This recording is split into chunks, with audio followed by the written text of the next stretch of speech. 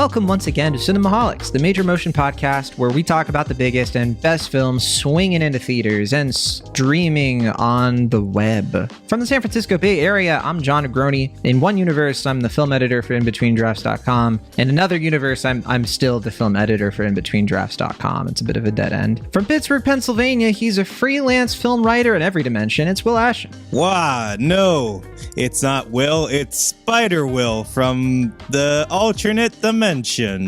You sound like Spider Dracula, honestly.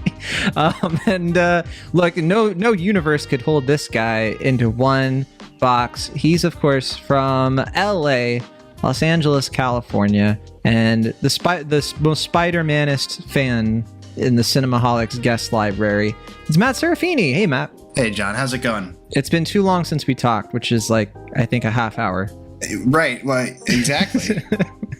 Happy to have you on for another Spider-Man movie and the sequel to Spider-Man Into the Spider-Verse, which was a very early Matt Serafini podcast appearance. Yeah, I think it was one of my first, if I'm not mistaken, on here. First with like the whole crew. I think the first ever was you did something with Will the year before.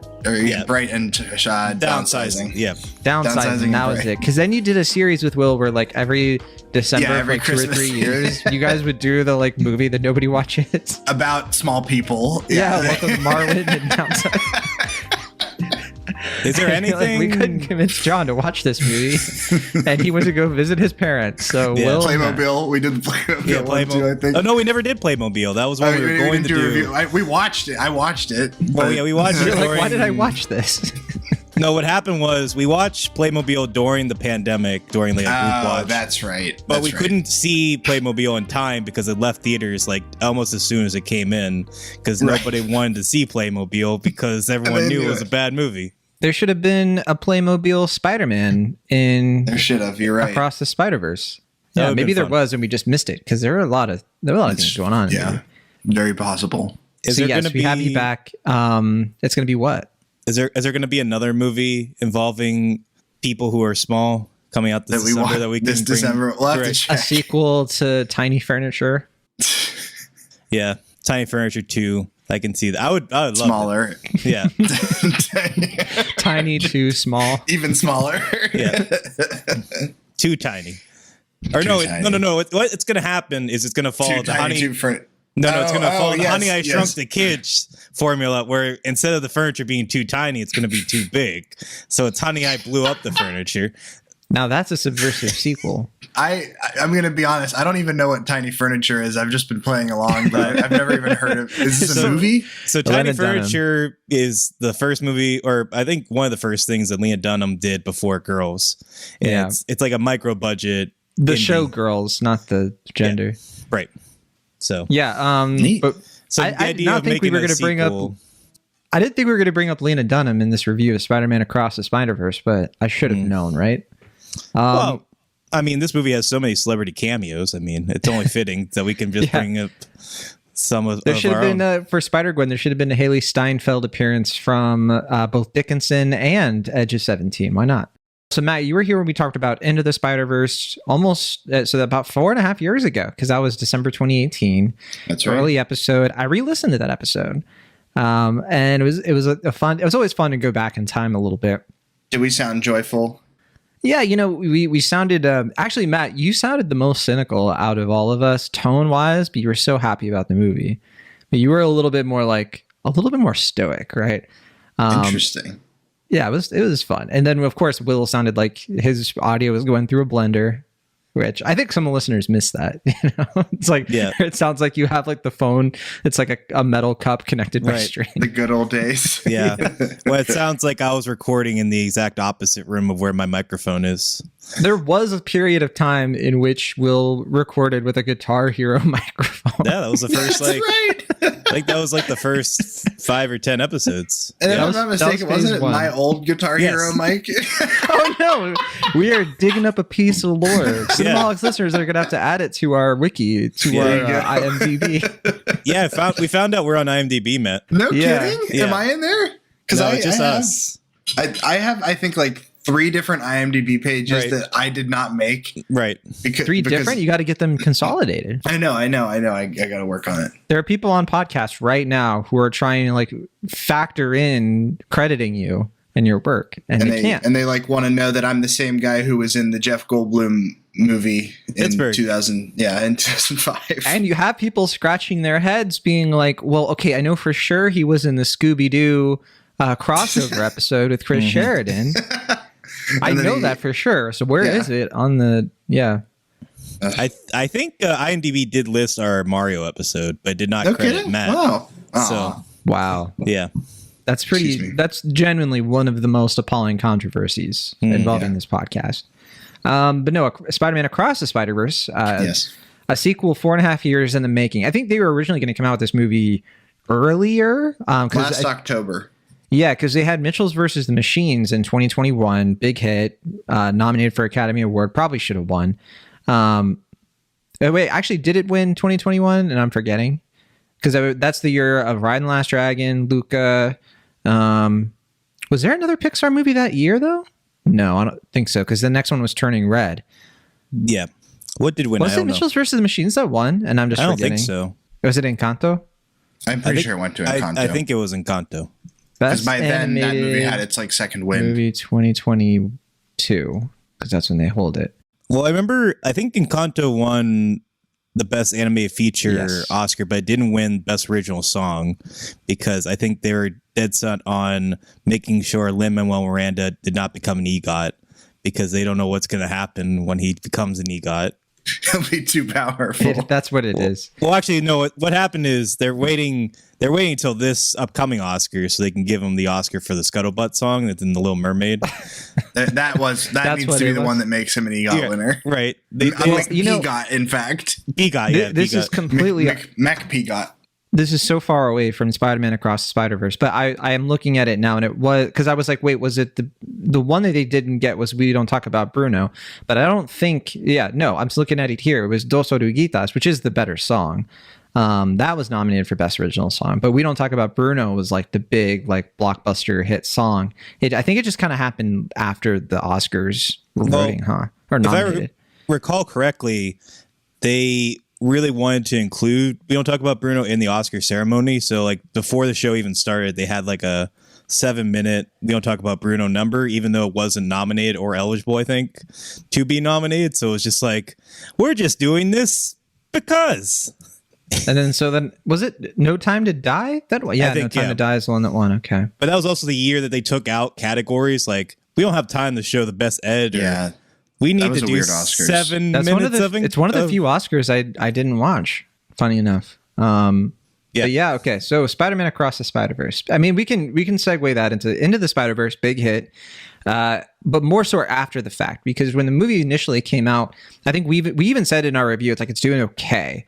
It was a bit of a like it was an enthusiastic response from the people who watched it, but it was not a movie that really like took hold of culture or anything. It's the year of, let's see, so this was 2018 holidays. I forget what the big thing was around that time because it wasn't a Star Wars movie because we were in between.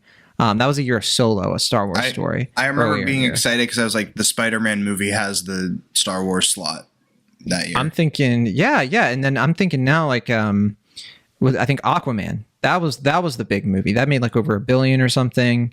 And Mary Poppins Returns came out. That didn't do super well. It was an interesting month. But anyway. If I recall correctly, though, I think another issue was that initially people I think were kind of confused as to like, not that they expect to be in the MCU, but they weren't really sure. Like, oh, is this like what is this exactly? Like they were just kind of like, and we have like another Spider-Man movie. It's coming out while we already have the like live action Spider-Man movies. So I think there was like some resistance, and also like now we've kind of grown accustomed to the hyperkinetic animation style. But I think it was a little maybe potentially jarring at first.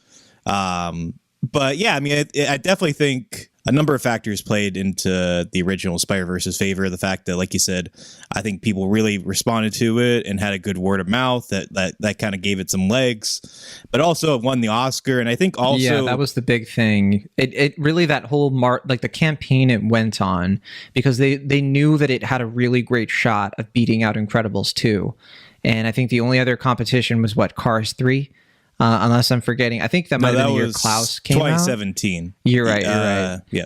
Yeah, so I think it was just Incredibles 2. I don't remember a Walt Disney animated film coming out that year, because I think the next year was when we get Frozen 2, Ralph Breaks the Internet. Maybe it was Ralph Breaks the Internet, actually. I think it was Ralph. I think that's 18. Yeah. Okay. Mm-hmm. So, yeah, I mean, that might have been the one that people thought was going to, like, maybe win, that or Incredibles 2. Because both did well, in general. But no, Spider-Man Into the Spider-Verse was the movie that came out, and critics were like, whoa, actually, like, this is really great. And it wasn't until the Oscar stuff that, like, it kind of built itself, like, not even a cult following, just sort of like a delayed blockbuster following. If I'm working off my memory, but I think it didn't even break 400 million worldwide. But I think we're going to expect Across the Spider-Verse, the fruit of, like, 4.5 years of people catching on to the movie and being like, oh my gosh, this animation style is incredible, and like checking it out on streaming, where I don't even know if it was streaming anywhere actually, because it's a Sony movie.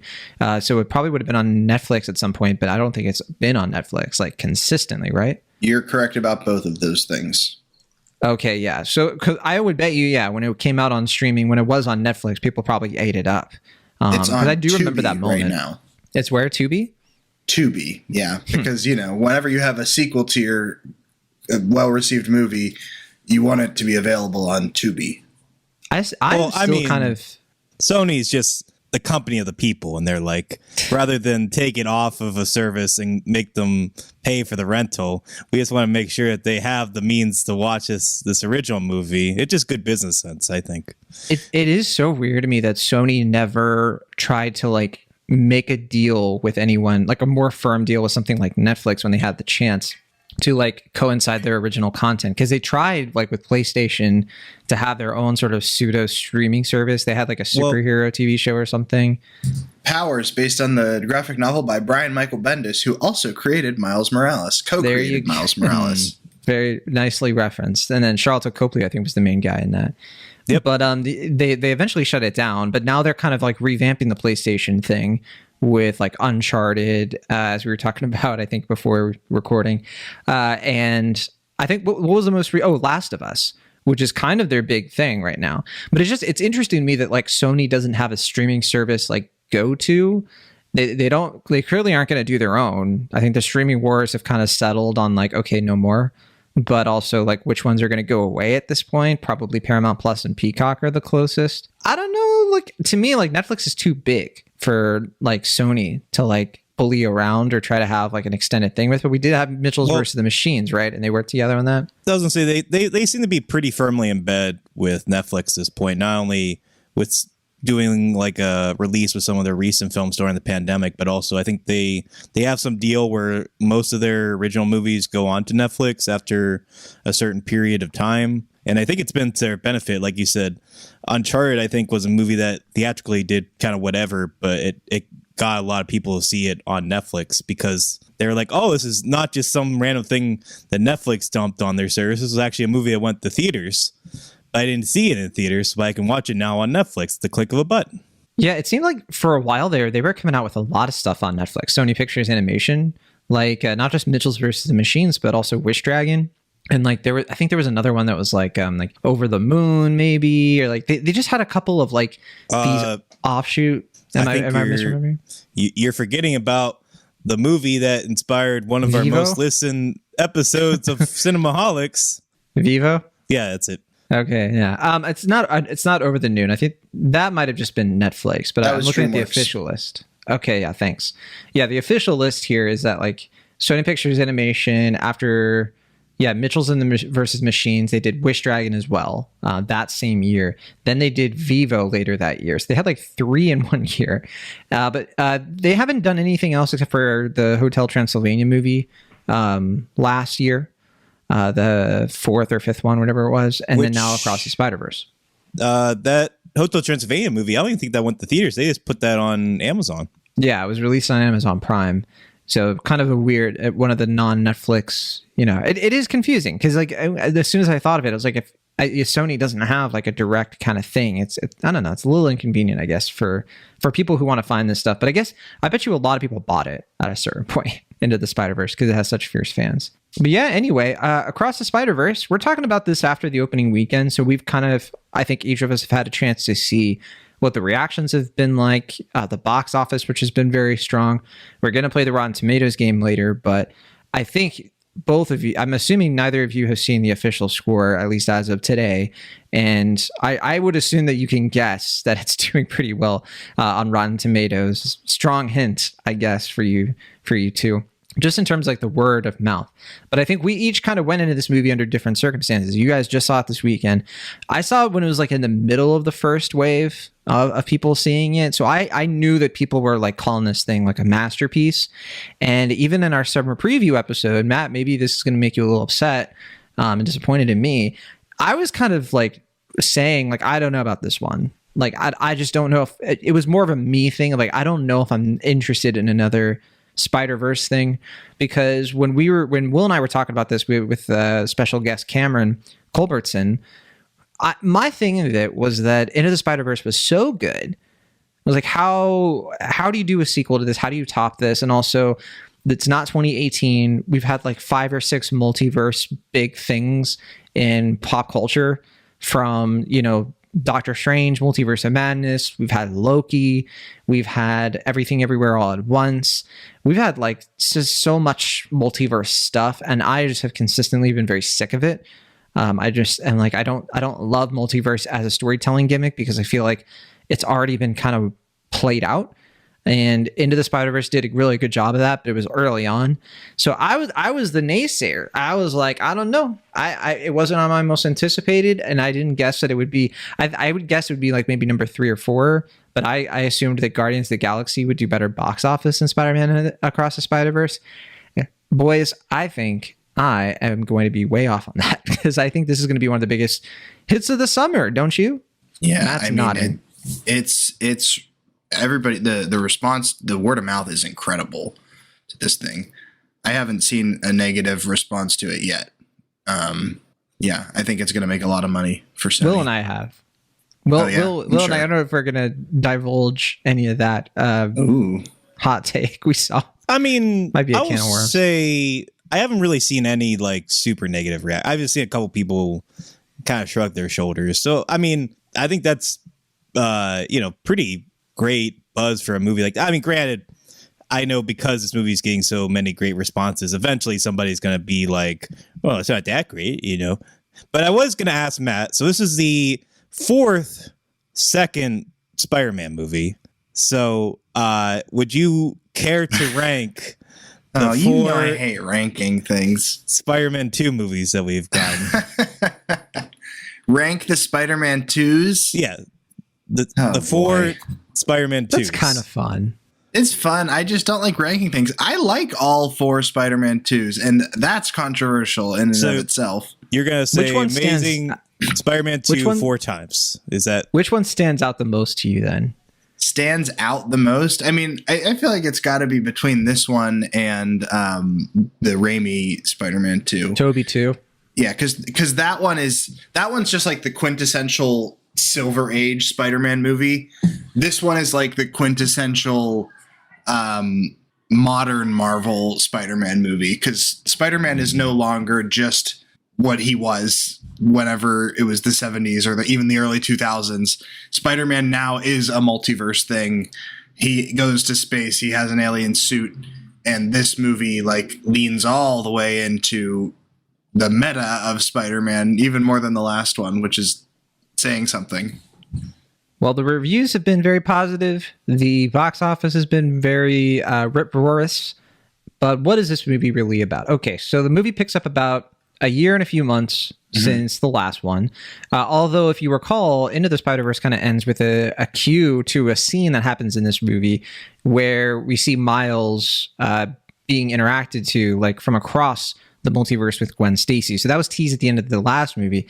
This movie opens up way before that and kind of shows you what leads into that. We see Miles as more of an established Spider-Man at this point. He's getting more experience, way more confident.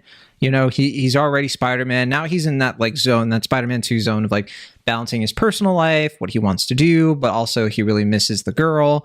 And, there's even like an opening thing where we get to go to Gwen's universe for a while, and we get to kind of see like what her story is, and it's kind of the first hint that we get that this is like definitely a sprawling movie. We're gonna absolutely have to spoil stuff at some point. I want to start with just our spoiler-free reactions, kind of get that out of the way, and then let's mainly just dig in into detail for all the folks who have seen the movie. And so we can kind of maybe keep it a little simple and clean like that. So wave of responses. I want to start with our guest because that is what you do in these situations. And Matt Serafini, I know you're a big Spider-Man fan. I warned you ahead of time. You know, I try not to get people's expectations up. Why would I do that? But I did message you because you kind of said something about it. And I was like, I told you that this movie is going to it's going to hit you. It's going to hit you pretty hard. Was I right? Or do I look like a fool? Are you a little bit like, what's the big deal, dude? You are absolutely right.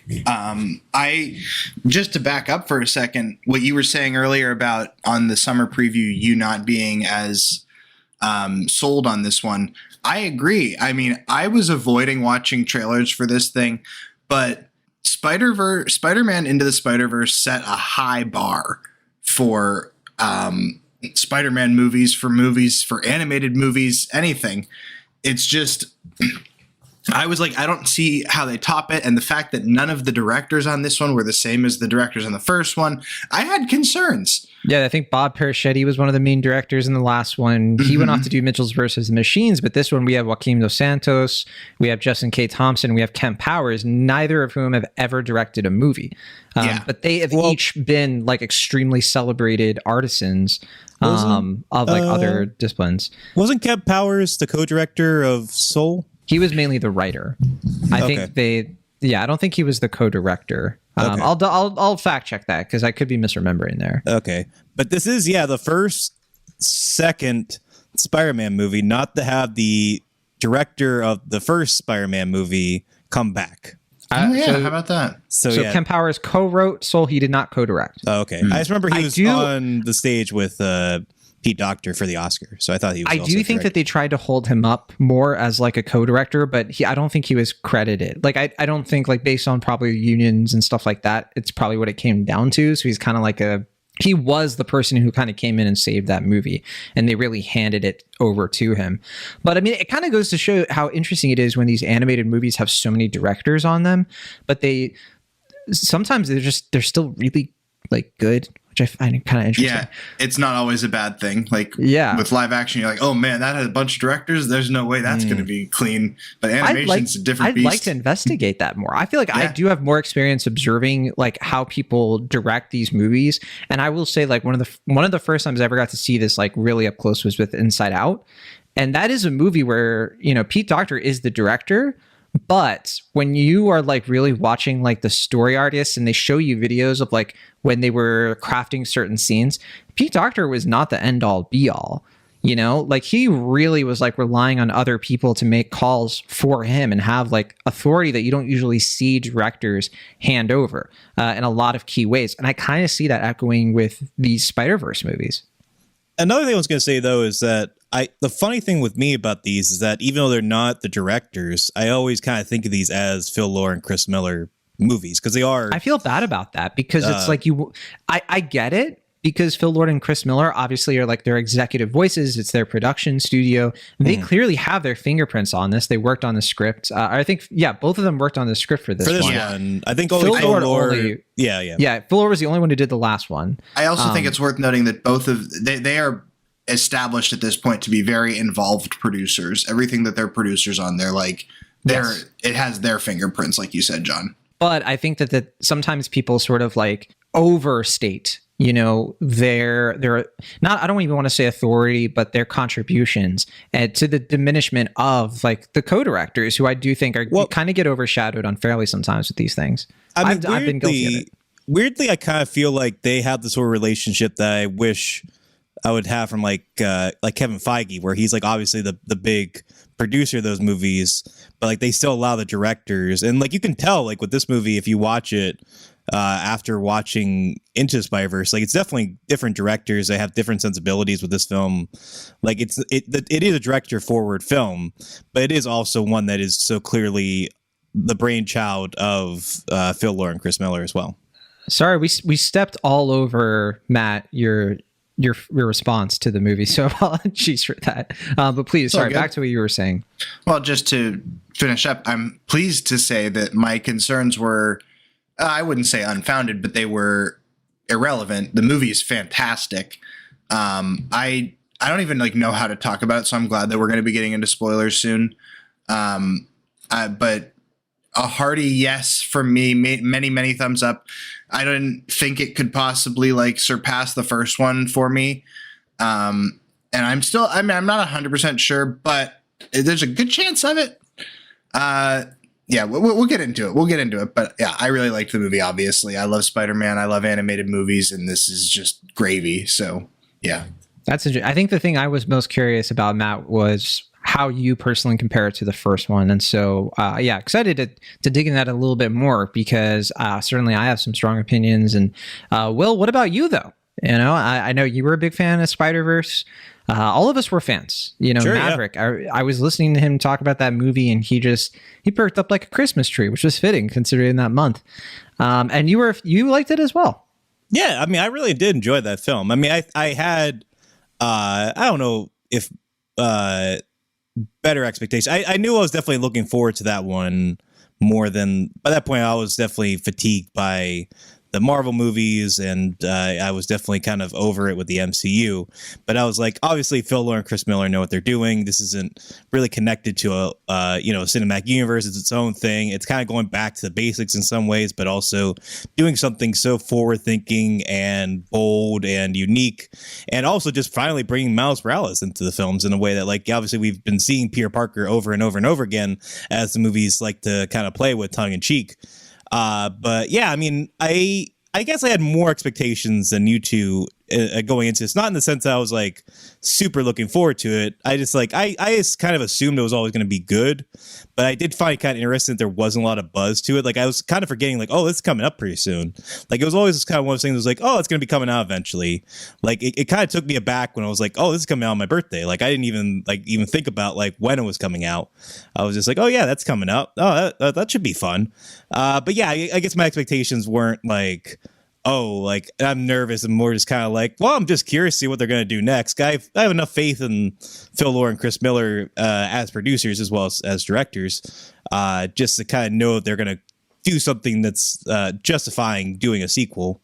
And that was definitely correct. I mean, this one, it's hard for me to compare this one to the first one, just in the sense that I think this one can be, because of the length, because of what's going on, because it's trying to do so many different things with characters and animation, and just being so dazzlingly unique and original as visual form, and also just with what it can do in this multiverse, that can be a little exhausting. So I feel like the type of film that maybe I would grow more on rewatch. I do really like it as it is. I think I might give the first one just a tick more of a appreciation, just because I think it works a little bit better as a standalone film. This is one of, I think, maybe 3 or more films this summer that kind of feels like it's ending on this big cliffhanger. And with this one, I didn't feel that sense of confusion that I felt with Fast X, where I'm kind of oh, okay, this is an odd place to leave. It's kind of more it feels like it's setting up something else, but it does kind of feel I need to see what that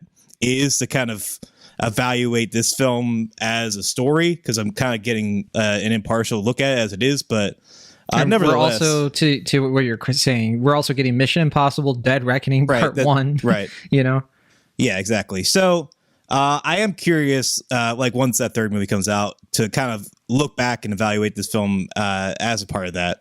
But nevertheless, I mean, just as a visual feast, and also just as a sequel, and as a Spider-Man movie, and as a superhero movie, and just as a film in general, this is just such a blast. And it's so it's just kind of refreshing to see a comic book movie again, after just being so worn out and kind of tired by these movies, Spider-Man or otherwise.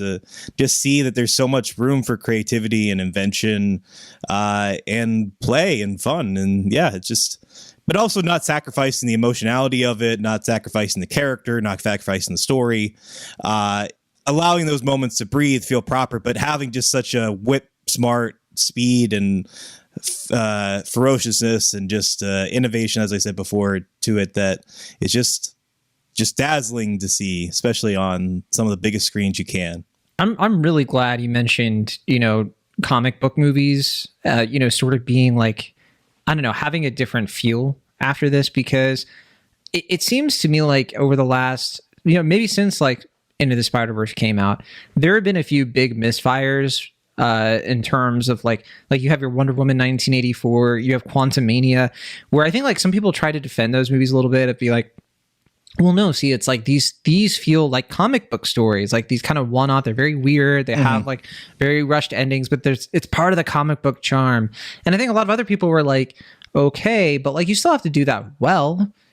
Like if people don't enjoy it, they don't enjoy it. And it was frustrating for me, especially with Quantumania, because like it was just such a swing for the fences kind of idea, but you just did not feel the full commitment to the bit. So it's just a weird half of a movie kind of thing. But then you see this, and then you see like just full on passion, like firing on every cylinder, every aspect of this movie, from the way it looks, the way it sounds, and the way it makes you feel. It all just is like, for me, it was overwhelming, And look, I was a big fan of Into the Spider-Verse, where you can rewind the tape. I was right there with the gang. I really liked it. And I was like, they nailed it. I love this animation style. I was thinking less of like how it would impact other comic book movies, and I was thinking of how it would impact Pixar and Disney, because you were just getting the sense of like, man, like we can do something else. We can really start to like animate things differently. I think Pixar's done it a little bit. Like I think Luca, that's probably one of the main reasons I like Luca so much, is because that art style felt like it was really starting to like break away from the Pixar formula. But I mean, we've gotten like 5 or 6 other Pixar movies since then that have been, not since Luca, but around that time, that have just been kind of like the same old. It's like these hyper realistic environments with like round and bulby characters. I mean, you say that, and I do agree, but I have to say also, when you see the trailer for Elemental, like as I did before this movie, that kind of almost looks like a parody of a Pixar movie in terms of its visual style and character design. So it's also just kind of like, I don't know. I'm really hoping for the best with Pixar, but I mean, that's also the kind flanderized a little bit. I mean, that's kind of the unfortunate thing about having trailers for animated movies before this, is just like, yeah, sure, Trolls World Tour. Yeah, you're really good luck trying to get the Oscar this year. I mean, good luck, Ruby Gilman, Teenage Kraken. Have fun. Winning audiences over after Little Mermaid and Spider-Verse. Yeah, you're gonna knock it out of the park. Look, that for me is all to say that it's just as rare that we get animation that really kind of pushes the format in ways that make people feel like I haven't seen that before.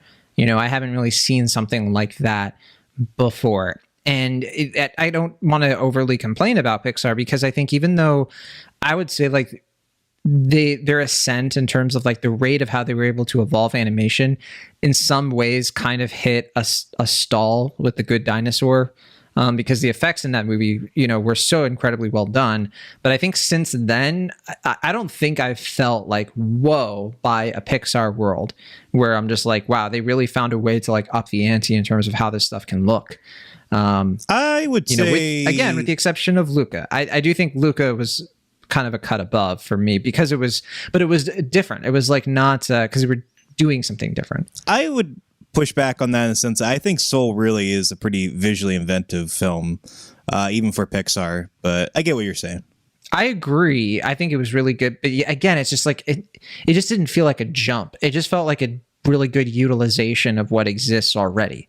It felt like their response to Spider-Verse a little bit was always what I thought, but without fully then jumping off of it, more just like, this is us doing that. But, just in like the Beyond kind of thing, or the Great Beyond, or whatever it was called.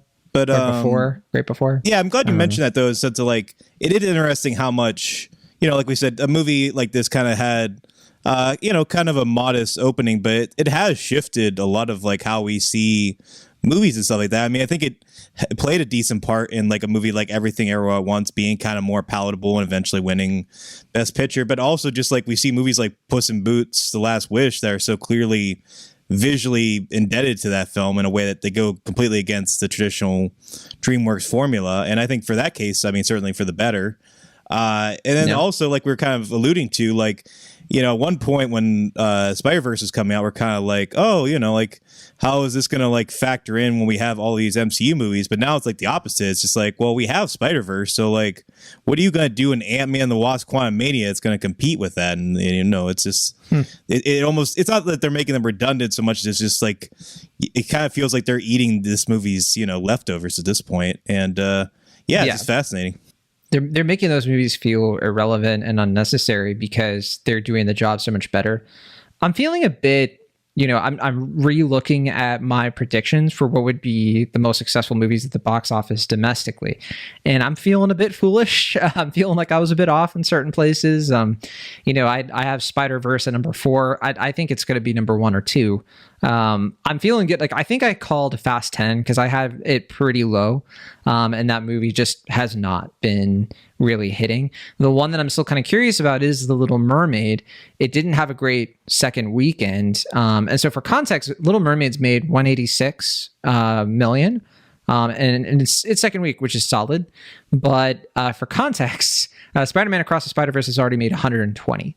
And so, like, it's just like rocketing to the top. It's going to surpass Guardians of the Galaxy Volume 3, which is number 1 right now. I predicted that the number 1 movie this summer would be The Little Mermaid, which it still could do. John, I'm not discounting it, but I'm starting to think it's going to be like... That's not going to happen. Yeah. I don't think so, but I was kind of wondering if, based on the second week, you know, if it was a movie that had fins, so to speak, had legs, because she wants get out of here, John. No, it could still. Don't you realize that Ruby Gillman, Teenage Kraken's going to come out in a few weeks? Well, I think that's taken all of the Little Mermaid fans. They even make fun of the Little Mermaid in the trailer, so they're like, you know, if you watch Little Mermaid, you're an idiot. I genuinely, like, I didn't even realize I was doing this, but I was really front loading the summer for Disney and not taking into account that a lot of people do not feel like they have to rush out to see Disney movies the way they used to. And they are sort of feeling like, I'm good, you know, I can wait. Now I have some like vested expectation for Elemental. I have it at number 3, which is ridiculous. Like, I thought Elemental was going to make more than Spider-Verse. Nonsense. Like, that's not happening in any reality. I am curious if you think Spider-Verse might hurt The Flash a little bit, because that's another kind of multiverse superhero movie that's coming out in a matter of weeks, and obviously they're trying to... I could see that, just because, I mean, I felt like this for a while about The Flash. I just do not care. Like, that entire trailer where they're trying to bring the Michael Keaton stuff in, I'm just like, it's so blatantly trying to be No Way Home. Well, in a way that is just... And Force Awakens, I think. Like, kind of like they're trying to do like the Han Solo and like Spider-Man thing there. And I gotta say, I mean, I'm not going to relitigate this, but having seen this film after No Way Home, I mean, this movie well eclipsed, I think, No Way Home. I'm curious if you two agree with that sentiment, at least. Well, I still, like, I haven't really fully gotten out what I think. And when it comes to Across the Spider-Verse, I genuinely think this thing is like truly special. In a way that I don't like, as much as I really like Into the Spider-Verse, I just think the sequel kind of trumps it in every way. That's just for me, because I think that, like, I just had an experience with this movie that was just, it totally hit differently. Mainly because this movie, like, actually has a message that feels really like tough to grapple with in a lot of ways. I want to hold back on like what that message is, but it's literally questioning the concept of like why these movies are being made, the concept of canon, and like just the entire concept of like what gets to be a movie, what gets to be made, and like the relationship between art and artist is just like, it's insanely deep. And it's just Into the Spider-Verse, as much as I really like that one, it just did not have that same sort of, like, I'll put it this way. When I saw Into the Spider-Verse, one of the last things I even really considered was that I was seeing like a Black Puerto Rican Spider-Man, you know, and I'm like, oh, I'm a white Puerto Rican guy. And so like I didn't fully like feel like represented as a Puerto Rican honestly, with Into the Spider-Verse or like in Multiverse of Madness, there was a Puerto Rican multiverse character. Why are we always multiverse things?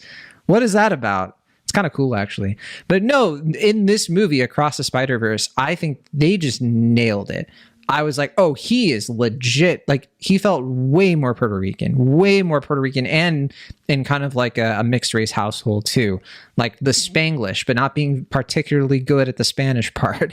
The way that his mother talks to him, and the way that she's not able to always like directly say what she's feeling exactly, like all that stuff was just like they really did their like research on it, or I don't know what they did.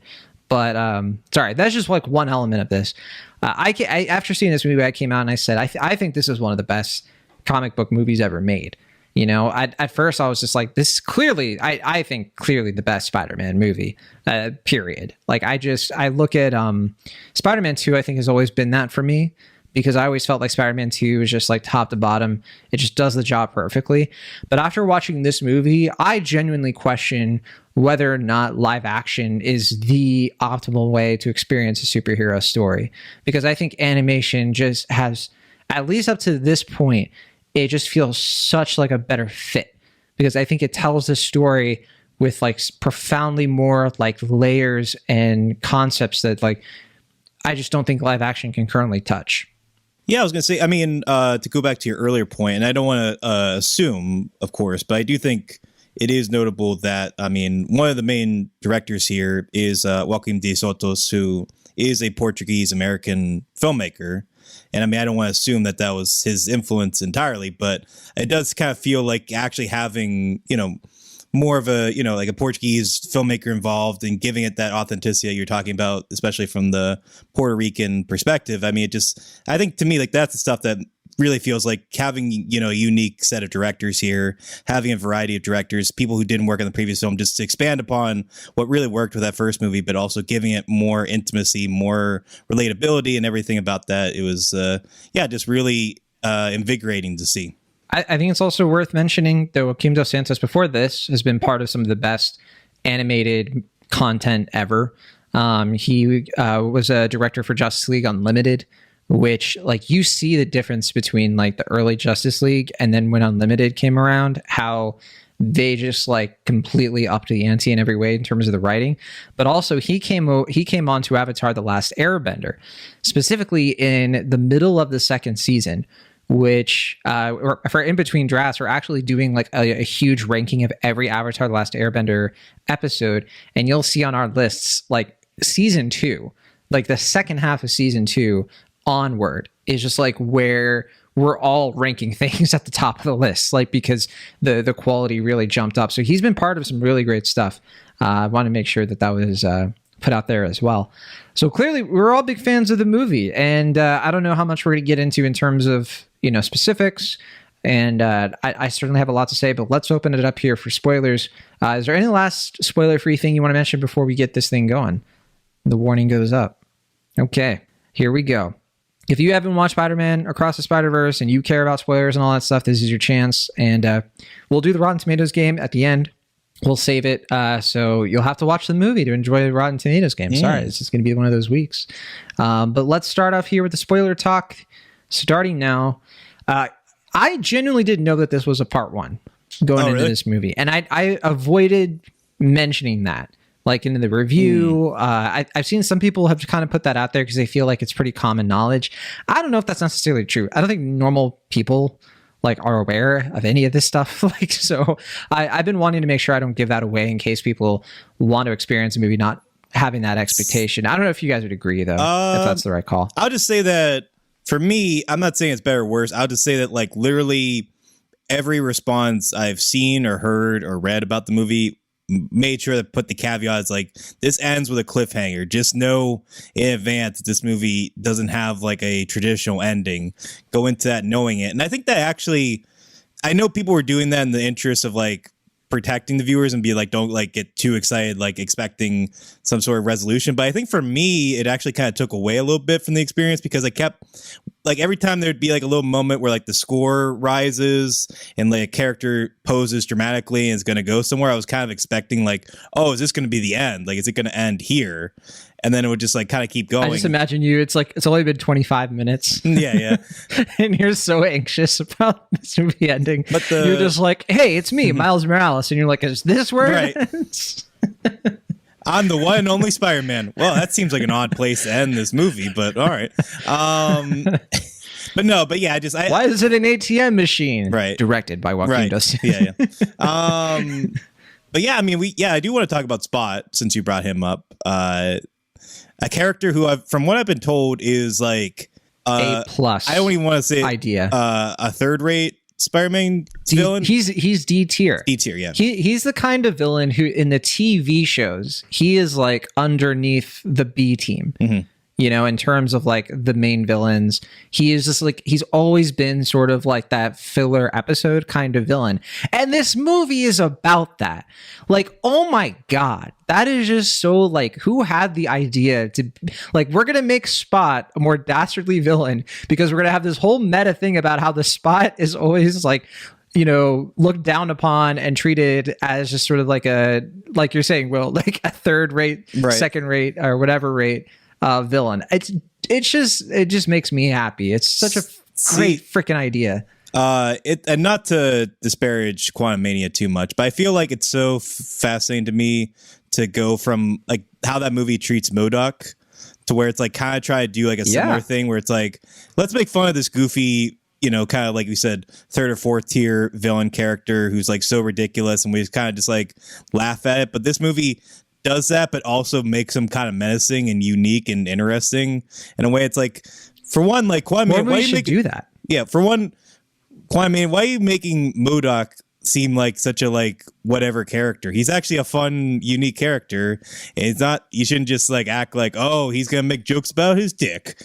You know, I personally didn't mind MODOK nearly as much as you did, but I kind of agree.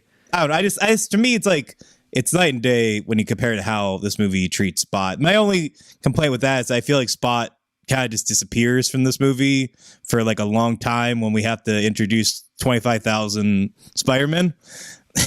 But you still don't forget about him because he makes such an impression, doesn't he? Sure. Especially because like I think that like starting a villain off as like pathetic is so, and then like the way that they like steadily believably build that to actual menacing is like, it's like a little magic trick. And it's just nice to see another win for Jason Schwartzman. I mean, from what I'm hearing, Asteroid City is great. I think he's the lead of that film. He has one of the best skits, and I think he should leave season 3. I don't know if Matt has caught up yet on the 3rd season. All right, very good. He's nodding. Yeah, big summer for the Schwartzman. Yeah, for people who don't know, Matt doesn't always respond verbally on podcasts. He likes to respond non-verbally. Well, it's because I have to like unmute, and I don't want to, you know, like just to say yeah. So no, I tend to just okay. Fair enough.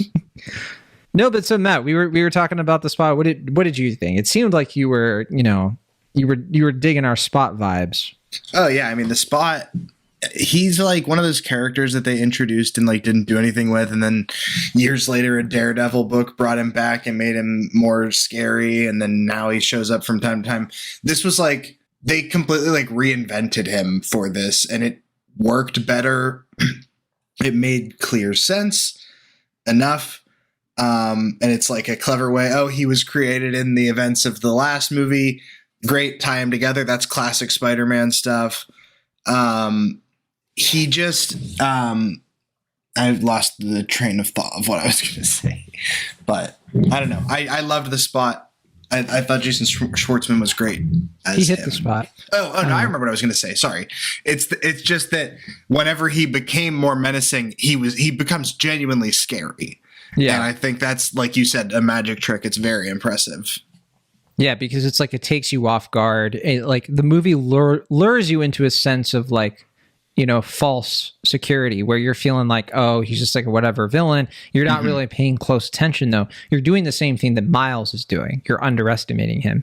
And so the way that they were able to weave that into a commentary within the movie itself, I think that that's even more sort of like that's just how you like take a script. And like I imagine they might not have always had the spot in mind, you know, like they could have easily done something with Goblin and try to go for like kind of that low hanging fruit of like, let's give Miles, you know, because we already did the Prowler.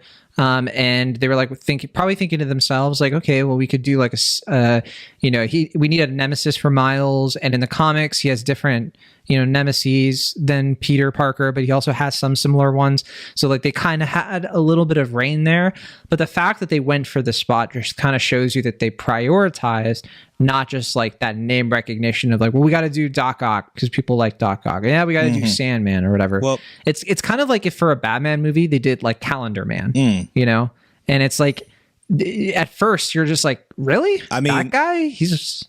I think you're forgetting. But then they use it. I think, John, you're forgetting that Calendar Man showed up in the Lego Batman movie. There you go. I'm not surprised I would forget. I forgot a lot of things that happened. Like Lego every Batman rogue shows up in the Lego Batman movie. But I was going to say, speaking of Spider-Man villains, I am so glad that this movie clears one of the sins that No Way Home does. It actually includes the return of the Rhino. I was so happy to see him. Multiple versions of him too.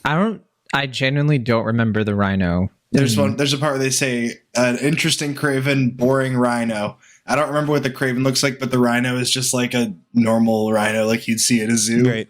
I barely remember. Look, it was that kind of movie where there's a lot of stuff I think I missed. I think there was that Rhino, and then I think, or maybe it was the same Rhino. I'm just conflating. You're not. It's whenever they show them demonstrating the go back home machine. Yeah, it's a different Rhino. I was gonna say, that's what I thought. Yeah.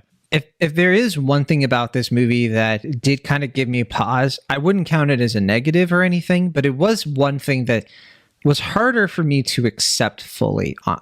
And that would be the live action stuff that gets kind of like woven in. Like the stuff, like I thought that was what fun. Did work for me. I'm a little conflicted because like I thought like, for example, having Donald Glover, like that was kind of fun.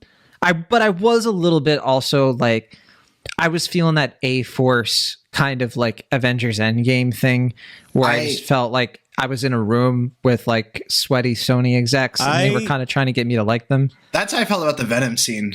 Yeah, I think that was more scene? Like Avery Arad, is that his name? That was kind of just more like, well, we have to do something with Venom. And they were like, how about the lady in the bodega? And it's like... yeah, that was also kind of like, oh yeah, if we're in San Francisco, are we doing... Okay. It's, as far as I'm concerned, I just saw the movie a second time today. And as far as I'm concerned, I'm pretty sure that's like my only negative mark against it is the inclusion of that scene. Because you can fully take it out and it doesn't affect the movie at all. It does. So it does feel just sort of like, hey, we have this over here too. Make sure you watch Craven and Morbius too. I have to say sorry, go ahead, Will. I was just going to say, I actually didn't mind that as much because I just thought that scene where Spot's like going Monsters Inc. style into different universes was a lot of fun. And also it has what I think is maybe the most Matt thing to ever happen, which is Spot goes into a Lego version of the Spider-Man universe where we get, I did really like we got a little Lego, that made me very happy. J. Jonah Jameson there. I was just like, I was smiling just thinking about Matt watching that. And probably, I didn't know if you knew that was going to be in it or not, but I knew one of them talked about the fact that there was a Lego universe, but I didn't know what it was going to be. I do love that J.K. Simmons as J. Jonah Jameson is like the multiversal constant. Yeah. That was fun. Although they should at some point do like somebody else just to like mess with that and mess with us. I mean, because I assume that the joke there obviously is that like J.K. Simmons plays J. Jonah Jameson, multiple like animated, non-animated stuff. But also, I was gonna say with Donald Glover, I kind of like that. I don't know if this was an intentional joke or not, but just like, well, we have to include Donald Glover, but like in the way that, like Homecoming just has him, that's like for an incidental sort of scene where he's just like kind of trapped at his car, and I kind of like that. Like, you know, Donald Glover's just like kind of trapped here, and just like, I'm here. You know, like what more, what do you want me to do? You know, like you're welcome for indirectly. It's rude to stare. Right. But I thought, I think he played it really well. I thought it was a fun cameo. I thought so too. I think it's fun, and it was just one of those things that I guess like I have a hard time sort of like trying to consolidate the concept of like this multiverse, and that it would include these like different, because we did get like sort of like different art styles and stuff in Doctor Strange, but I guess it was hard for me to like jump into that for this, because it was just the little things, it's like we have this like Toby sort of thing over here, we have the Andrew Garfield thing over here, and I'm just like, I feel like you're teasing us a little bit, and I'm assuming that the third movie will probably have Tom Holland in it at some point. John, I think you're maybe overthinking it. Just kind of think of it like in Men in Black, when we open the locker and there's like the multiple aliens, and like it's like multiple universes with multiple, like this is just a small little marble inside a bigger marble. Again, I think that's the thing about multiverses that I keep getting annoyed with, and why like it's hard for me to like multiverses, which should tell you that this movie is so good and it tells a multiverse story so well that I'm able to sort of overcome that bias I have against just like the storytelling concept of it. See, my little nitpick is, if all these Spider-Men are in this one, version of the universe, they're complaining about. Bring this up too. They complain about like, oh, this one universe doesn't have a Spider-Man. Well, it's like, it seems like thousands of universes don't have their Spider-Man. Well, I think because they're all in this one. I had that same thought, but I think they all get like summoned there on purpose, because Miles is like an issue, and I think they have like it's Spider-Man jury duty. Yeah, there you go. I like that a lot, actually. They should do a Spider-Man version of the show Jury Duty, which is good. I don't know if either of you have watched it. Excellent. It's lightning in a bottle. They'll never be able to do anything like it again. They're gonna try, and I think it's gonna be really bad. Hard. But but I have to say, before I forget, John, you tweeted a couple days ago about a cameo that was so spectacular that it like made your jaw drop or something. I thought that was about the Donald Glover one, because that was my reaction to it. Spectacular Spider-Man is on the poster. Well, I wasn't looking at the poster, Matt. I was looking at the movie.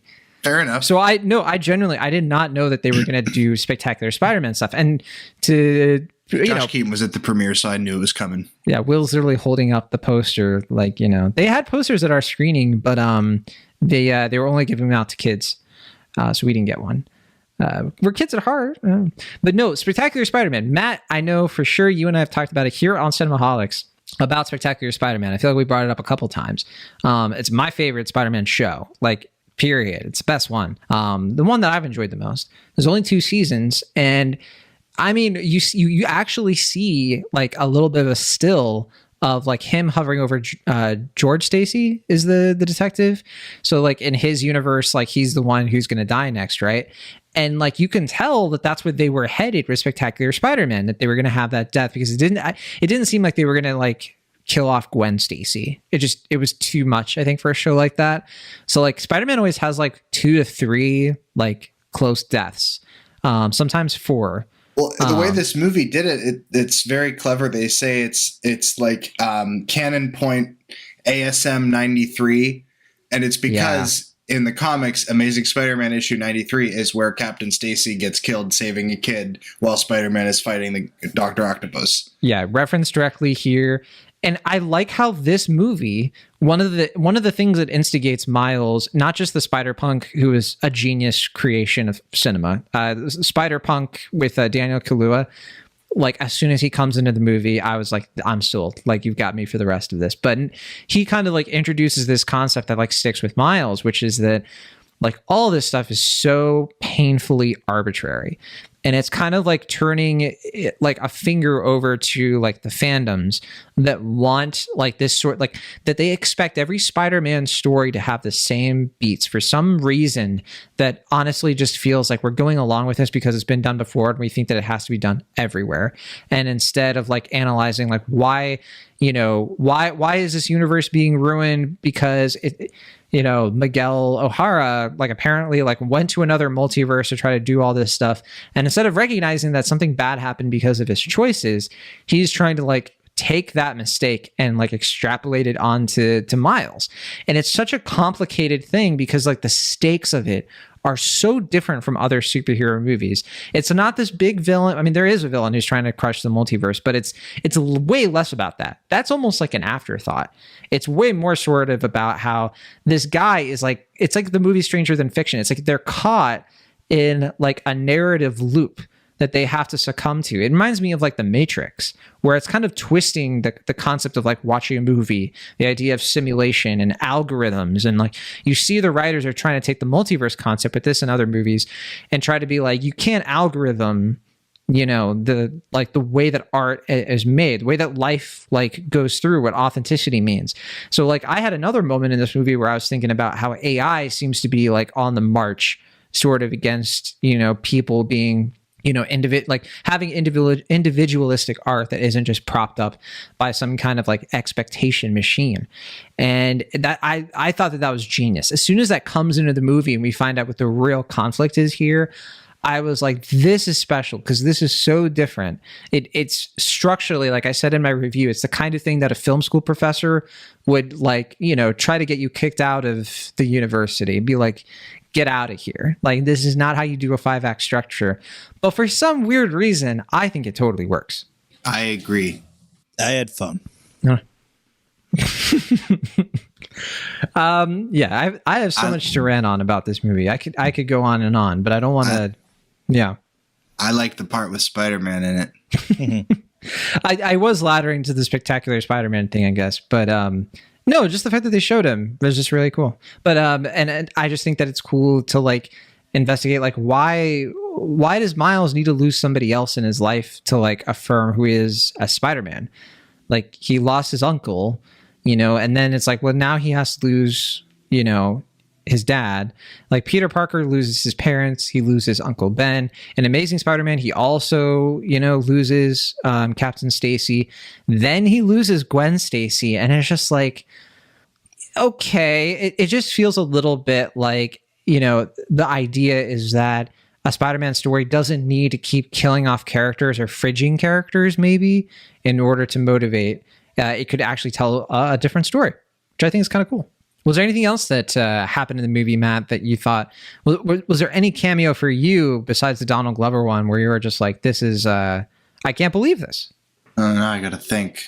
I mean, the Lego one was not what I was expecting based on the way that, because Jake Johnson mentioned it in an interview like a month ago or so.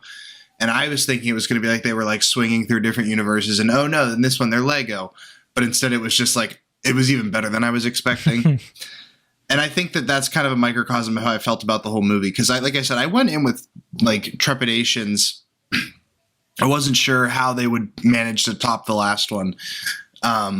But this is just, it's so fun and it's so unexpected.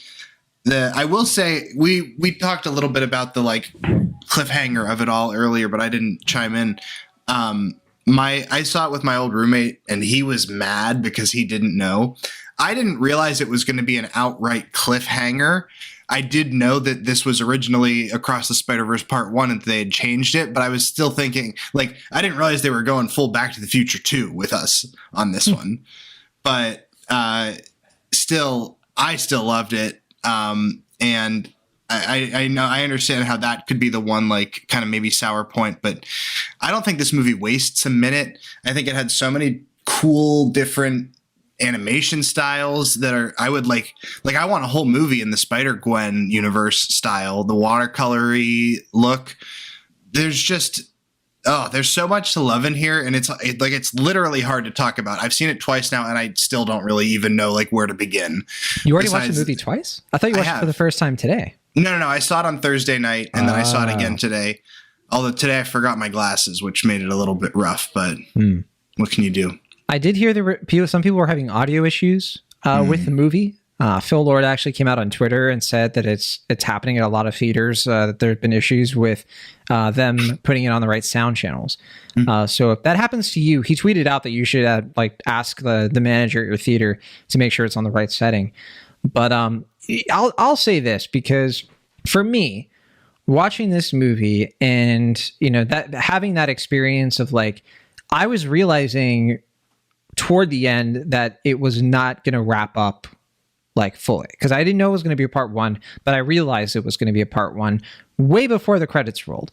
And Same. I think there are a few pretty like strong clues for this, specifically when he's fighting Spider-Man 2099. and he starts to have like kind of this like onslaught of sort of like the way that he's talking to Miles and putting him down and sort of like, just lambasting him, and the way that Miles has to push back against that. That feels like a climax. And I was like, wait a second, like there's no way this movie can wrap up in the next 15, 20 minutes. And sure enough, like this was the climax, the next 20 minutes for resolution. Personally, I think this movie works as a standalone movie in a similar way that I think Avengers Infinity War does too. You could read both of those movies as standalones, because I think that the arc that Miles goes on is the same one as that Thanos kind of goes on, in the sense that both characters have a starting point and they do have an end point. Now, obviously, the end of the movie kind of takes you into like now something else can happen, but it's the same. I think it's very similar to like the way The Dark Knight ends, Back to the Future, as you mentioned, Empire Strikes Back. There's still more to come. But what that character needed to learn still happens in that movie. They're not just like putting it off. It's not like a bad example of this would be Harry Potter, Deathly Hallows Part 1 and Hunger Games, Mockingjay Part 1, because those weren't supposed to be like, those were the first halves of a story. Or Fast X Part 1.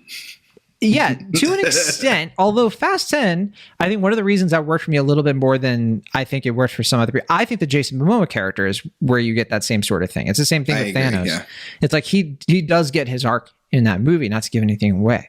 I don't think it's done as well, but, so for this movie, I genuinely, like, I want to see the next one, don't get me wrong, but I don't need the next one to be better or the same for me to still enjoy this movie, because I think this movie just still cooks like so well, because ultimately I don't think it's about like the stakes of it, like the big question of the movie. I don't think is Miles going to save his dad. I think is Miles going to conform. That is like the underlying question of the whole thing. And I think the next movie is going to be more about, okay, is Miles going to be able to have everything that he wants? Because that's set up in this movie. There's all the building of like, he's like, I can have both, I can do both, I can, he can balance these things. And we see that he doesn't have the same sort of problems that Tobey Maguire has in Spider-Man 2. Like, he does seem to have like a decent balance. Like, it's not the same, they're not going for the same sort of like arc there. What do you think, Will? I've ranted a lot, but I feel like it's something that you might not agree with. I have a feeling. What exactly is the question? I'm just curious, like, if you agree at all that in terms of like what separates like the standalone quality of these things, or if you think that this isn't that a good example of that. I guess, I mean, I get what you're saying. I think I mostly agree. I do kind of feel like this is more like I do think the cliffhanger does feel like it is like, okay, we don't have to conclude everything. It does kind of feel like we need to set this stuff up in lieu of kind of having a more kind of rounded ending. But I say that also acknowledging that they do have the opportunity to give like two emotional closures to the film. Like, obviously in this one, Gwen kind of gets her arc, as like you're kind of suggesting here. And also there is some sense of an arc for Miles' relationship with his parents, or the dysfunctional relationship with his parents. And him telling his mom, even though it's the wrong one, is the completion of that arc, kind of. Which I really want to talk about how this movie also is like a queer allegory in so many ways, in some ways that are very, very direct. For example, Gwen Stacy being a very, I think, clearly coded as maybe not literally trans, but I think that there are a lot of hints and cues that they're trying to make the way that she comes out as Spider-Woman to her dad is a sort of like trans thing based on there's like a trans flag that she wears, and also like the color style like literally mimics the trans flag in these certain key scenes when she's coming to her dad, and the way that he reacts. I mean, it's going to hit, I think, hard for a lot of people watching this who are part of that community. But also, they could just make her literally trans. Why not? Yeah, I mean, I definitely think it's interesting, and I look forward to hearing more intelligent people than me dive into that further. Okay, I guess we could play, the Rotten Tomatoes game. I mean, it sounds like we all basically like it. I feel like I got it out of my system, the stuff I liked a lot. There wasn't much I didn't like. I thought the voice cast, we didn't really get into that. Well, I was going to say, There's so many different voice actors in this that I was telling John beforehand. This is one of the few times I wanted to watch a movie on Amazon just so I could have the little feature that tells you like who all the voice actors are. Because throughout I was just like, who is that? That voice sounds familiar. Is that? Yeah. So we have Issa Rae, who voices Jessica Drew. I actually didn't realize Jessica Drew was in this, but I think that's, if you see the trailer, I think she's all over it. And then also Daniel Kaluuya, I didn't know that he was going to be in this, and also that we'd be getting Mahershala Ali back because we have the scenes with the Prowler, which I thought it was fun to go back to that as well.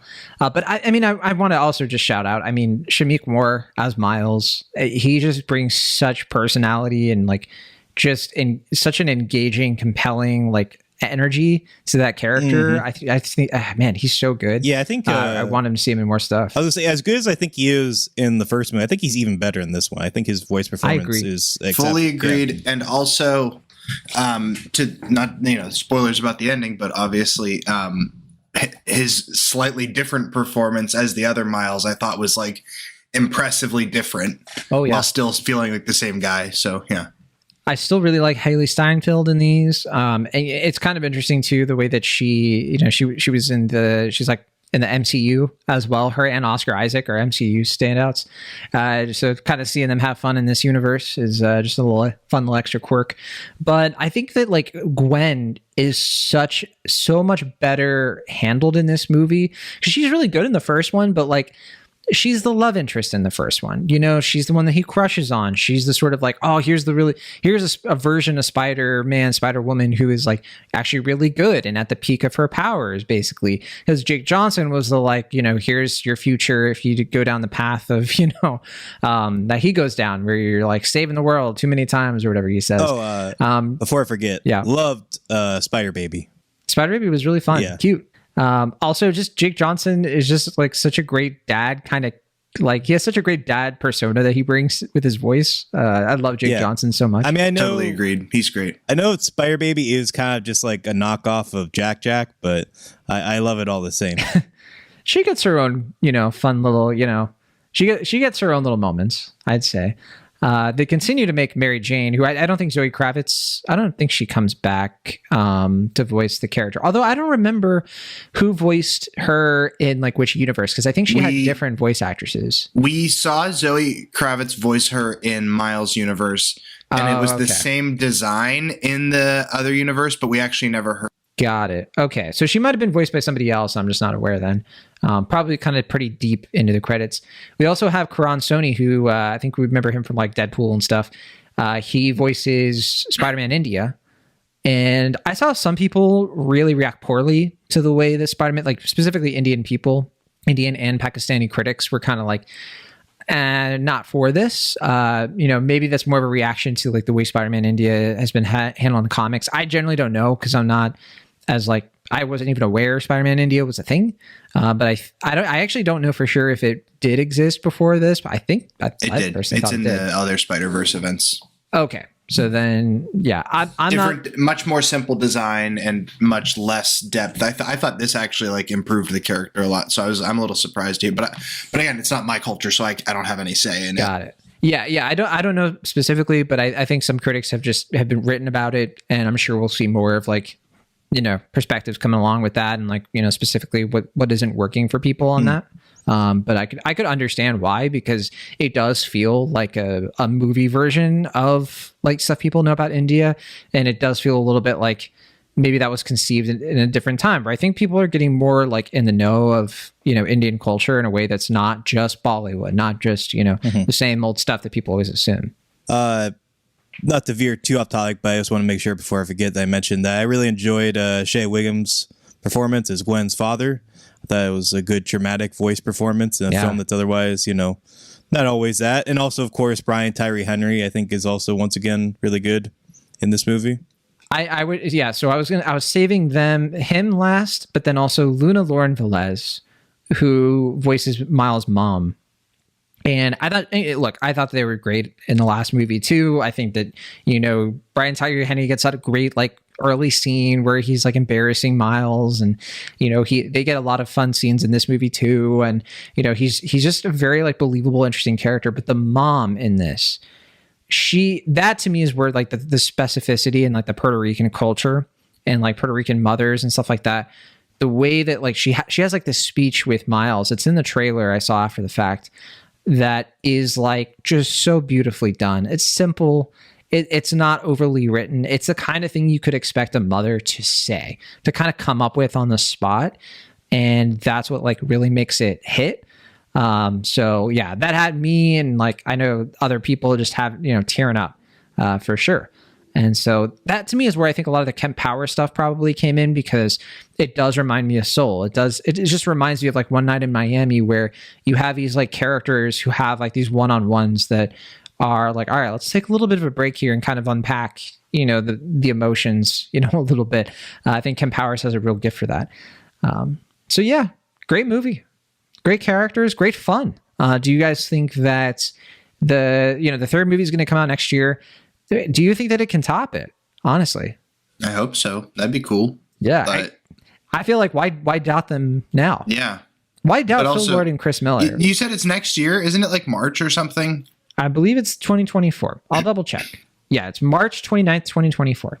We'll see if that ends up happening, but that would be awesome if it's less than a year. Yeah, well, they were making both movies like in tandem with each other. I mean, I do have to say, like, the fact that they are able to get a 2.5 hour animated movie within, what was that, 2019, 2020, 21, 20, like within 4 or 5 years is pretty amazing. Like, just in terms of like not only an anime film of that length, but an animated film like this that has multiple animation styles, multiple. Yeah. I mean, just I hope those animators were not overworked too much. Yeah. Agreed. And I think it's worth noting that this is like the longest Western major animated movie since like Fantasia, as far as I can tell. Not many. I don't know if that's true, because I think haven't there been animated like Disney movies that were insanely expensive in the 90s? Like we're talking. No, not cost, length. Oh, sorry. I was thinking budget. Yeah, you're good. I totally misunderstood you. Yeah. I was gonna say. I was like, wait. This is pretty long. This is 140 minutes, 2 hours 20, and normally we don't see animated movies go much past 2 hours. Pretty rare. So I thought that was pretty, and it's paced well, I think, too. So I agree. I think it has a few too many endings. There are a couple times I was like, oh, you could just end it here. I'm feeling it. I'm feeling pumped. That's why I was kind of wondering if that was more me expecting the cliffhanger, or if more just like it had Return of the King syndrome, where it was just kind of like, okay, now we're wrapping things. Nope. Well, we got still a little bit more to go. All right. Yeah. We gotta have, because when they show like Gwen kind of like bringing up the other characters, I was like, wait, what? You don't have to. Like, I personally believe the movie should have ended right when the Prowler was revealed as Miles Morales. Boom, right there. And then you can kind of ladder up the rest, and like maybe a post-credit scene with like Gwen arranging the rest of because we didn't really get a post-credit screen, did we? No. Maybe after the main credits? No. Okay, yeah. There was nothing after the credits. Just Miles Morales will return. That's all there is. Yeah. I think they could have done that. I think they did it best because, like we said before, I think Gwen's kind of supposed to be the main character here, and the fact that she was able to form her own band, quote unquote, was like the central theme. That's a good point. Of the beginning of the film and all that. So I think that was kind of integral to her arc. Yeah, I didn't really consider that, but I think you're right. The movie does open with her; it should end with her, and it was just more sort of like that moment. Just to me, felt like such a and also it did help assuage my sort of feeling that like, okay, well, the movie's we gotta have Spider-Punk come back. He's coming back, right? Okay, good, he's coming back. Love that guy. All right, let's play the Rotten Tomatoes game. I forgot to mention Ben Reilly. Matt, did you have the same? And Andy Samberg as Ben Reilly. Oh my God. I knew that it was Andy Samberg because they revealed it on like a poster a week or two before it came out. But love that he's like cell shaded. He's straight out of the 90s. It was perfect. I do have bad news. So we have to correct something, because the voice of Miles Morales, the Prowler version, is not voiced by Shameik Moore. Really? Yeah. So I just saw it here. It's Jarrell Jerome from When They See Us. Yeah. My mistake. Yeah, I did not know that either. I was too blown away. I was too sort of, he's from Moonlight too. I was way too like in my seat to really be paying attention to the credits, so that's my bad too. Jack Quaid also has like a quick little cameo, which I thought was kind of cool. Yeah, I like that. I like how many different Peter Parker voices there have been in these two movies. It's fun. It's fun. Yeah. I think Peter Parker turning into the Lizard and not wanting, because he doesn't feel special, there was something about that where I was like, okay, I'm willing to entertain that idea that like there's a version of Peter Parker that goes that path, because it is established as canon that like Peter Parker is somebody who the great power, great responsibility thing is a turning point for that character. But it was still really hard to watch. I felt so weird seeing Peter Parker turn a lizard and die, and like that in a good way, I think, on net. But it took me a minute to get there because it was just so I felt wrong, you know. Are you? I don't know. That's straight out of the comics for Spider-Gwen, so I had no problem with it myself, but it's fair. Yeah, no, I thought that was pretty compelling, and it was like, you know, it enforces the whole idea of like, you haven't heard this Spider-Man story before. In this version, Peter Parker is a villain. Which is, again, it's something that I think is firmly, it makes believable sense, because this is like the same Spider-Man who like is very selfish at first, but he is motivated by, you know, how his responsibility affects other people's lives and all that. But okay, now we can play the Rotten Tomatoes game. I've said enough. Actually, one more thing. When they're playing the Spider-Man video game, like the Ned character, that was really cool. I was like, yeah, they kept going back to that. There's also a really great cameo to Tom Holland in there about a Korean soccer player that he's a big fan of that they reference in this movie, which is very fun. One mild complaint I'll make, not to end this on a down note, but since I didn't say it before, I think because they got Spot so well done, I think I was a little underwhelmed by the Oscar Isaac Spider-Man character. I think it's like fine, I disagree. But it feels a little perfunctory to me. I'm hoping the third movie kind of changed my mind on that, but I thought it was like it's solid. It's great. I think it's solid. I just love that action scene where he's like chasing all the Spider-Man and all that. I just kind of felt like the way they were like, it's like, I don't know. I feel like there was, you know, room to kind of expand that more. And I don't know. It just seemed a little like expected to me, but it's just such a fun scene. It's such a great sort of like plot construct the week after The Little Mermaid, a movie that is also sort of a reaction to, or not a reaction to, but sort of like a movie that kind of shows us what modern fandoms are like, and the way that like you have, I assume Halle Bailey must feel sometimes of having to like, be chased by like ghosts of other, you know, interpretations of a character, and she can't, you know, she is like under all this pressure and obligation that again is kind of meaningless. Like it genuinely, like it's so over sort of like it's excessive. I'm not against I think the way they incorporate like canon and the idea of like these characters have to kind of conform to a certain idea, and the idea of it being kind of a clever idea of acknowledging like, even though we have like all these Spider-Man movies, like something like Amazing Spider-Man, a movie I don't even dislike, I think is fine, but it's like that was kind of crippled by the fact that it's like we have to do something new, but also kind of hit these beats. Like Uncle Ben has to die here, and like, you know, this happens. And then so like when Uncle Ben dies in that movie, it's just kind of like you're waiting for it. It's like, all right, we're about halfway through. It's time for Uncle Ben. He's going in the alley. All right, there we go. He's not coming back from that. But yeah, it's so interesting to see a movie play with that. Yeah. And also he has that speech, but he can't say with great power comes great responsibility. So he's like, when you have an ability to do something powerful and be but then you don't do it, right, then the bad things come. It's like the Tom Holland version of that in Civil War. It's like in retrospect, it's kind of funny. It's how like, all right, Grandpa, let's take you back to bed. But then they, you know, funny enough, with the Tom Holland stuff, they end up making it Aunt May. The Aunt May is really his Uncle Ben, which I assume, Will, is something that you didn't appreciate because you're not the biggest fan of No Way Home. But do we mention that if this one works better than No Way Home? I think that's the case for you, Will, because you didn't like No Way Home. Absolutely, 100% yes. Yeah, I mean, I don't even think it's a question. Okay. I love No Way Home, but that's a fan service movie. This is like a fan service movie that also manages to be a really good and accessible movie somehow. Lasts the test of time. Yeah. Not just sort of like I had fun in the theater. It's sort of like, no, this movie is like instructive. It's like it's going to inspire people. Yeah. Whereas like, what is No Way Home inspired? It inspired like the Michael Keaton Flash stuff. And to me, that maybe that'll be good. But it gave me a neat poster. I can kind of see it there. Yeah, you know, I mean, I like it. I have a shirt based on it too. But the Dirty Dancing poster is my favorite in your background. Great movie. I did my when I proposed to my wife, I did a song from that movie. I played a song from the movie. My fiance and I watched it together on our first date, so that's why we have a poster of it here. Man, yeah. Well, Will, don't you just feel so left out of these like Dirty Dancing fandom? My fiance and I are writing a remake of Dirty Dancing. All right, let's play the Rotten Tomatoes game. Oh, actually, one more thing. Sorry. Oh my gosh, John. The music. Oh yeah, agreed. If there is one thing, you see, John's actually doing a homage to all the endings of this movie. You see, it's a meta thing. Yeah.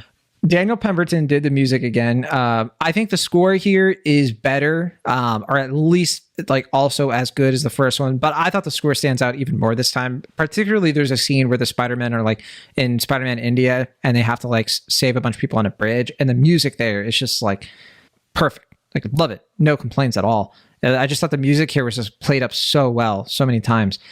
But I think the soundtrack, like the actual tracks from the last movie, kind of were better. I think this movie feels more of like a continuation of it. And I think like if there's an example of like where the soundtrack gets better, that for me would probably be stuff like, I think Wakanda Forever's soundtrack is better, which some people might find blasphemous, but I think Lift Me Up is like the best thing about that movie. But then also, yeah, Will doesn't agree, but also Guardians of the Galaxy, I think has gotten better with each release. Like each soundtrack, I think has been a great evolution of the one before. But this one, I don't think it has that, which is fine because so much else works for me. Agree with Guardians 2 soundtrack. Don't agree about Guardians 3 soundtrack. Interesting. I agree with Will. I don't personally find that surprising. Like, I don't think that Guardians 3, I think it's a big swing, but I also like that they expanded it to other eras, and it actually, I thought, worked pretty well for me, at least. But anyway. I didn't dislike it by any means. I just didn't think it was. I think the Volume 2 soundtrack is just so good. But we're not talking about that. Let's do Rotten Tomatoes already. Come on, John. That is correct. Let's play the Rotten Tomatoes game. Although first, just kidding. All right, so Rotten Tomatoes. Bringing it up here now. Let's see how many reviews. 253 reviews have been counted so far. Quite a lot. On the tomato meter, we'll start with you, Matt. You are the guest. What is your best guess? What do you think this has on Rotten Tomatoes? 97. That is Matt Serafini's guess. Will Ashton, what about you? If you want to go higher, you don't have a lot of room, so let's see what's going to be. It could be the same if you decide. I'm going to go Price is Right and do 98. You bastard. Matt wins because it's 95. Okay. It hasn't been high. I think it's been 96. Almost like 96 or lower, pretty consistently. If it was 97 or 98, I think it was very, very short, like when the reviews were still trickling in. But it's hovered around that spot. Nice. I did take a look because, so that means 12 rotten reviews out of 241. Out of 253, but then 241 have been positive. And I kind of glanced at the rotten reviews. One of them actually is one of the Indian critics who that wasn't the main reason they gave it a rotten. It was just kind of like one thing they kind of pointed out, but they also just didn't like the movie as much. But definitely no one that I know personally, or I think like the biggest publication that gave a negative review was the BBC. That's about it. I mean, but and the Daily Telegraph. Sorry, we won't shout him out, but there was a certain critic that you and I know, John, that was claiming this movie had, quote, odes of propaganda.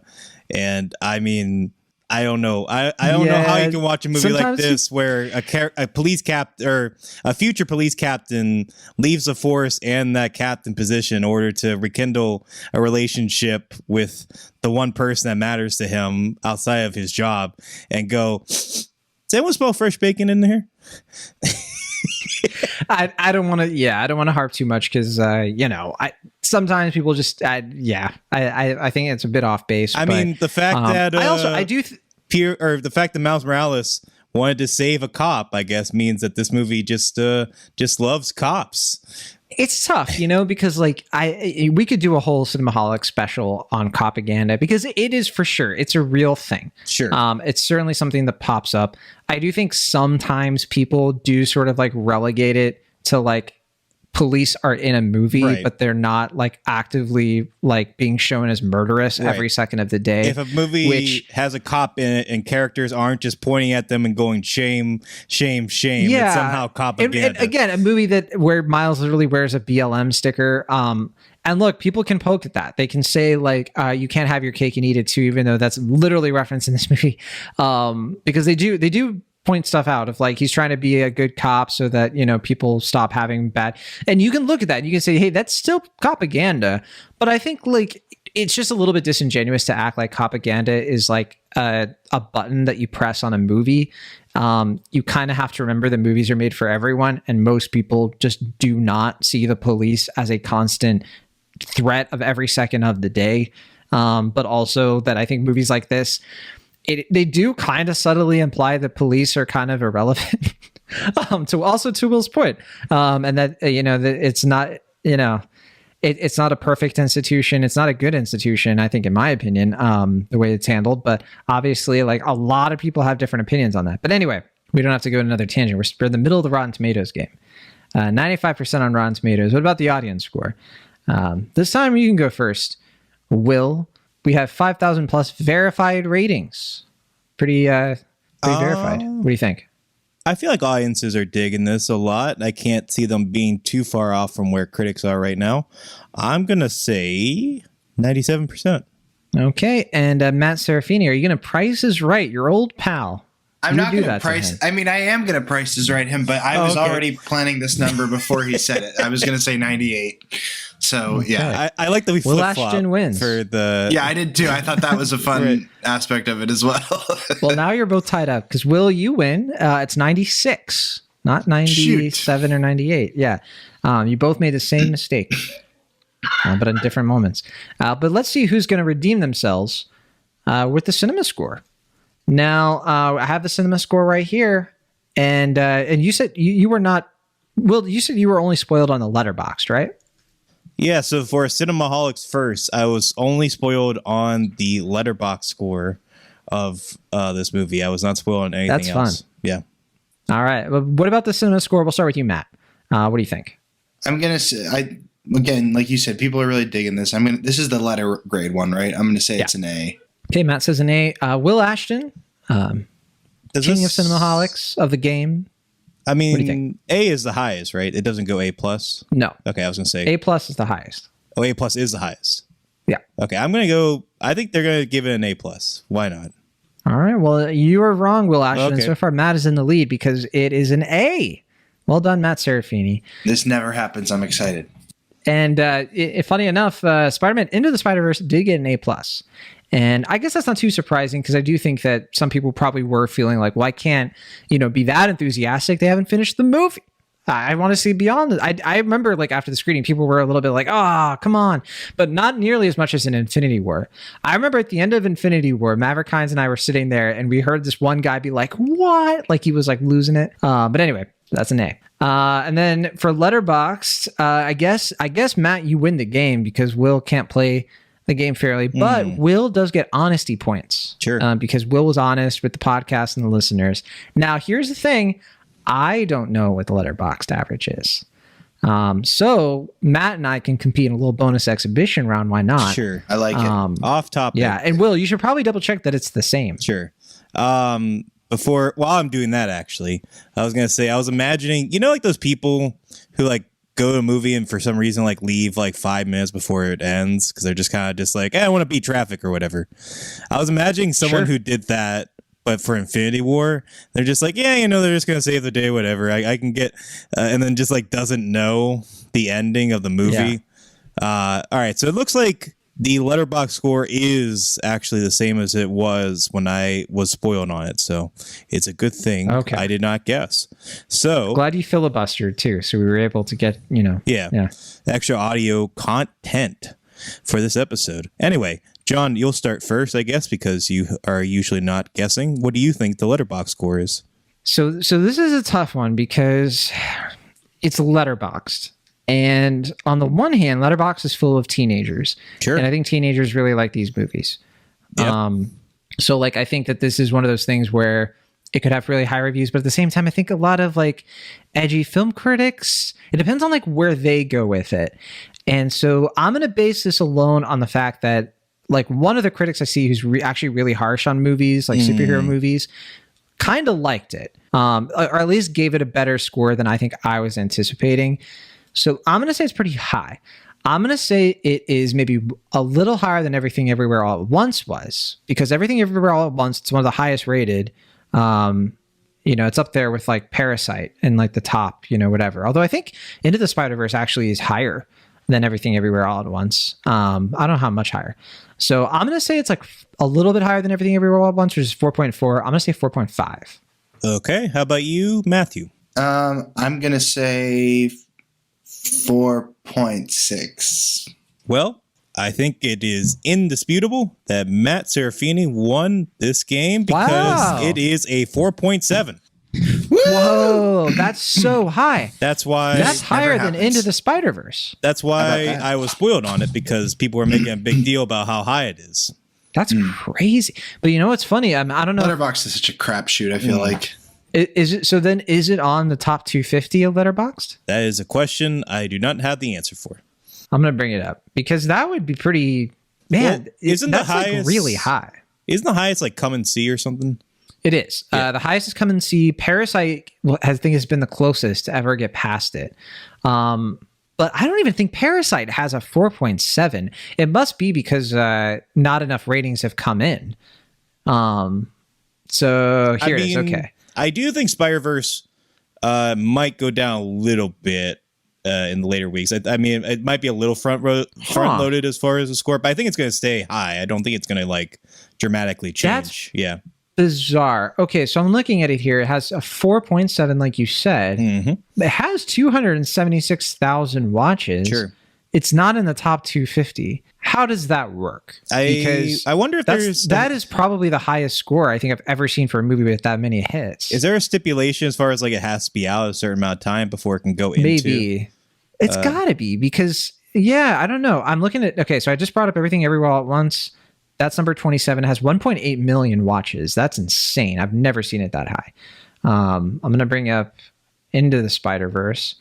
Okay, that has 2.2 million. So maybe they weigh it a certain way of like, okay, this movie has like a fraction of watches, and so maybe they wait until like, or maybe they factor in how much is watched as some kind of formula, not just the average rating. That would make sense. Okay, that's the Rotten Tomatoes game. Matt, what are you going to do with your winnings? I'm going to Disneyland. You were going to go to Disneyland anyway, though. Maybe. I thought you were going to get another ticket. Spider-Man across the I mean, I'm probably going to see it again on Wednesday because since I forgot my glasses today, I have to go again. I want to watch it again. It's funny. I had a friend ask me if I was going to end up seeing this one in theaters more times than I saw the first one, which I saw, I think, 5 times total in theaters. Wow. And I was like, I didn't think so, but now that I've seen it, and also my fiance is going out of town this weekend, there's a good chance that I just keep going. You have to see it for every Spider-Man that's in the movie. Exactly. Oh my gosh. They're going to put you on the news. Yeah. I'll be seeing it for the rest of my life. It's funny I say that though, because like actually a friend of mine Actually, I haven't kept too close with him recently, but apparently he like broke the Regal record for like most movies seen in theaters. Like it's like 700. Is your friend in the room with you right now? No, it wasn't. Is he in the mirror? Well, you know that there are like no Regals around me, so how I would even. I know that's true. I thought of that as soon as I said it. Yeah, I know you. Dingus. I know too much about your life. Well, Matt, thank you so much for coming on the show. And always a pleasure. You know, you've certainly formed your own sort of niche between Spider-Man, Mario, Muppets. It's like you're the sort of guest we bring on for these random nerd enthusiasts. Like, it's an honor. Yeah. I don't know what's next. What's the next like weirdly like thing that Matt weirdly likes a lot more than people expect? Can't wait to find out. Might be Fast and Furious. I don't know. Oh, but we didn't have you on for Fast and Furious. Well. Missed it, Mr. Boat. We'll be back next week to what are we talking about next week, Will? I don't even remember. I know what I'm watching this week, but I don't remember what's actually coming out. This is you're doing, because I was trying to back out of it initially, but it's going to be Transformers Rise of the Beast, a film I was like, John, real talk, can we just like not review this? And then you were like, fine, I'll find someone else that can do it. And then after I didn't say it like that. Well, it's the lady. There's a lady transformer in this one. That's true. Transformers have boobs now. I said, Will, you know, they've always had, you know, well, they've had the other definition of that. Will, I said in a comment, I was like, yeah, Will, you can do what you want. You have fun. Like, review what you want to. Don't watch movies you don't want to watch. And the fact that you would twist that into a sort of just like, fine. I didn't get to finish what I was going to say before you accused me of such. You're going to make it worse. You're going to bring me down even more. Well, I said that with the asterisk of like, I might change my mind if I get a screening invite. Days later, I get a screening invite, and then not even an hour. As if I was behind it.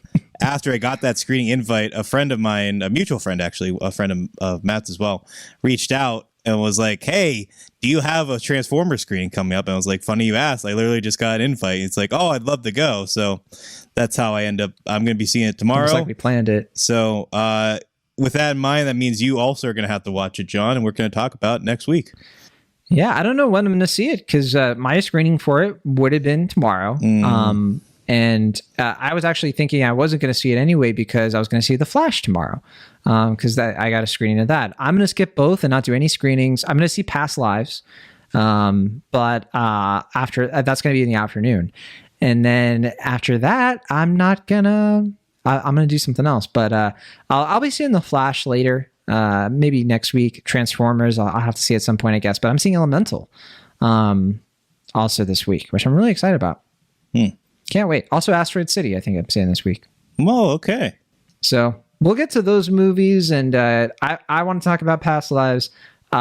We might also both watch Sanctuary. We could also talk about You Hurt My Feelings. We have I just saw options. That movie. I did a New York double feature today. The movie that I don't think we're going to get to, well, besides Rally Road Racers, which bizarrely has been getting good reviews. I don't know if you, because I know this is absolutely from the producer of Shrek, right? I have absolutely no idea what the hell you're talking about. Rally Road Racers? I just want to go to bed. You goon. It's a real movie. It's like I think Jimmy O and J.K. Simmons voice characters in it, also Chloe Bennett. And it's an animated like movie where I think this like I some kind of creature like a little like possum looking thing. All right, well, Matt, thank you so much for joining us. I think it's been fun talking about it. It's from the producer of Shrek. It's always a pleasure to be here. Wow. See y'all in the next one, everyone. From the Internet, California, I'm John Agroni. From the Internet, Pennsylvania, I'm Wes.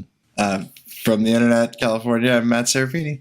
See you next time. Bye. Bye-bye. Maybe.